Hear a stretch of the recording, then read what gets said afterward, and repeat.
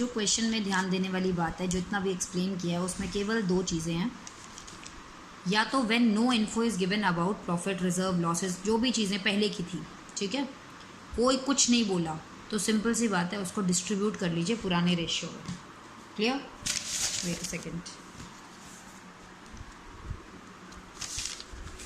मैं एग्जांपल यही लेके चलती हूँ।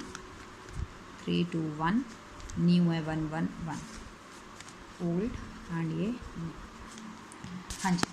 तो अगर आपको कुछ भी नहीं बोला हुआ है, when no info is given about profit reserve, जो भी आपके पास आपने इकट्ठा किया हुआ है, अगर उसके बारे में कुछ भी नहीं बोला तो सिंपल सी बात है, पुरानी चीज़ें पुराने में खा पी के ख़त्म करिए, कल के बाद की कल देखी जाएगी। एग्जाम्पल में मैं रिजर्व्स ले लेती हूँ। 600 का रिजर्व है, नो इन्फॉर्मेशन इज़ गिवन, कुछ भी नहीं बोला, इसका मतलब है पुरानी चीज़ को पुराने रेशो में खा पी के ख़त्म कर लीजिए। Reserves account debit to XYZ। Reserves की जगह पे अगर P&L होता, प्रॉफिट में अकाउंट में पैसा पड़ा होता तो भी पार्टनर्स को मिलता, उनका अकाउंट क्रेडिट होता। P&L account debit to XYZ। Supposingly P&L account में कितना पड़ा है? 6000, पुराने रेशो में 3000 2000 1000। मान लेते हैं P&L अकाउंट में प्रॉफिट नहीं पड़ा था, लॉस पड़ा था, ऐसे केस में लॉसेस भी बांटने होंगे तो पार्टनर्स के अकाउंट कम हो जाएंगे। Debit XYZ debit to P&L में 600 300 200 100। तो यानी कि अगर कोई इन्फॉर्मेशन नहीं गिवन है तो आपने हर चीज़ को बांट के ख़त्म कर लेना है। अब बात करते हैं क्या लिखा होगा कि पार्टनर्स कह रहे हैं कि बांटना नहीं है, but if partners don't want to disturb the reserves, question में लिखा हो सकता है they don't want to disturb, यानी कि जितना जमा किया हुआ है उसको खाने की ज़रूरत नहीं है, संभाल के रखते हैं और आपसी एडजस्ट कर लेते हैं। लैंग्वेज क्या क्या लिखी हो सकती है, या तो लिखा होगा they don't want to disturb, इसका मतलब मत बांटो। कैरी फॉरवर्ड का मतलब है इसको आगे लेके चलो, वो भी मतलब यही हुआ इनडायरेक्टली कि मत बांटो। Want to show in new books, कहते हैं हमें इसको न्यू बुक्स में दिखाना है, सेम मतलब हुआ मत बांटो। Doesn't want to affect their book value, उसको वैल्यू को इफेक्ट नहीं करना चाहते, अगेन सेम मतलब हुआ मत बांटो। तो ऐसे केस में पार्टनर कह रहे हैं आपसी समझौता कर लेते हैं यार हम, और उसके लिए हमारी एंट्री क्या बनती है? Gaining partner debit to sacrificing. या तो आपकी ये एंट्री बनेगी या आपकी ये एंट्री बनेगी। इन अ नटशल ये बात समझ लो, या तो आप बांटोगे तो ये एंट्री बनेगी, नहीं बांटोगे आगे लेकर जाओगे तो ये एंट्री बनेगी।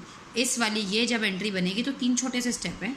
सबसे पहला स्टेप होगा गेनिंग रेशो और सैक्रिफाइसिंग रेशो निकाल लेना, दूसरा स्टेप होगा एंट्री बना लेना, तीसरा स्टेप होगा एंट्री में अमाउंट डाल देना।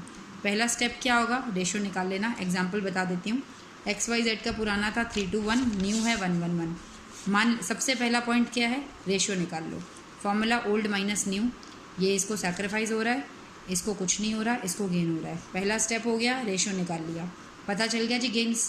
सेकेंड है एंट्री बनाना। एंट्री क्या होती है? Gaining debit to sacrificing. कौन गेन कर रहा है? Z। तो एंट्री क्या बनी? Z account debit to X account. Third step क्या है? पुट अमाउंट, अमाउंट पुट कर देना। अमाउंट कैसे पुट करते हैं? गेन कितने का हो रहा है? 1/6 मल्टीप्लाई बाय रिजर्व्स। रिजर्व्स की वैल्यू कितनी दे रखी है क्वेश्चन में? 600, तो 1/6 मल्टीप्लाई 600 100 100। पहला रेशो निकालो, किसको गेन किसको सैक्रिफाइस, एंट्री बनाओ, उसकी हेल्प से गेनिंग जो होगा उसको डेबिट, सैक्रिफाइसिंग को क्रेडिट, और थर्ड अमाउंट में अमाउंट पुट करो। अमाउंट कैसे पुट करना है बता दिया। तो ये 2 चीज़ें होती हैं, या तो बांट लो तो ये, नहीं बांटो तो ये। अब आपको क्वेश्चन में समझना पड़ेगा कि किस में बांटने के लिए बोला है और किस में बांटने के लिए नहीं बोला है। मैं इस पेपर को ओपन कर रही हूँ सामने और एक एक करके क्वेश्चन डिस्कस करती हूँ। क्वेश्चन नंबर 10th में आपके पास ओल्ड रेशो कितनी गिवन है? 3 2, और न्यू रेशो कितनी है? Equal 1 1।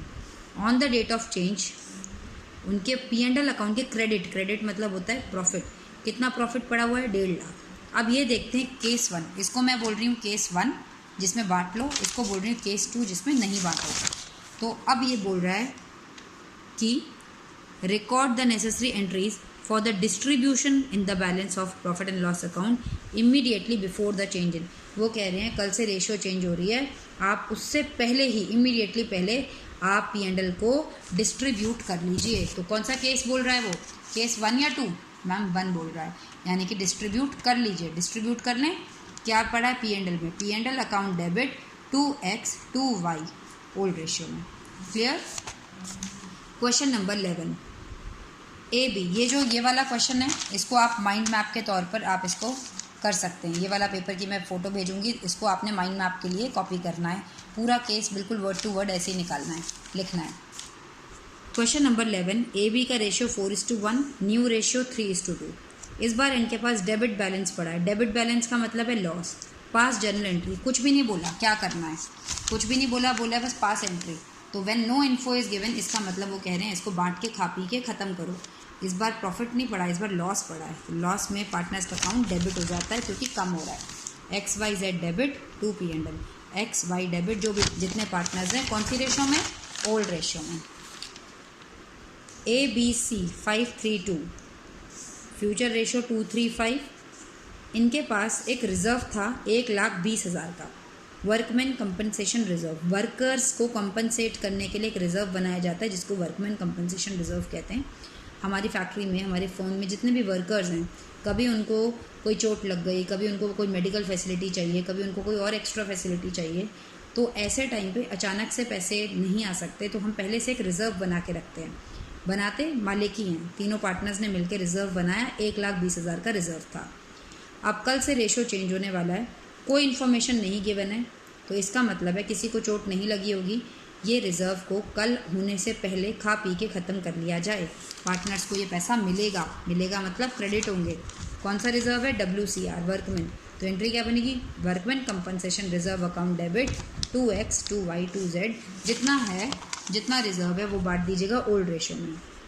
Point number 2, there is no claim against it. Claim का मतलब है किसी वर्कर ने कोई क्लेम, दोनों पार्ट्स एक ही बात है, लैंग्वेज डिफरेंट है। नो इन्फॉर्मेशन, कुछ इन्फॉर्मेशन नहीं दी।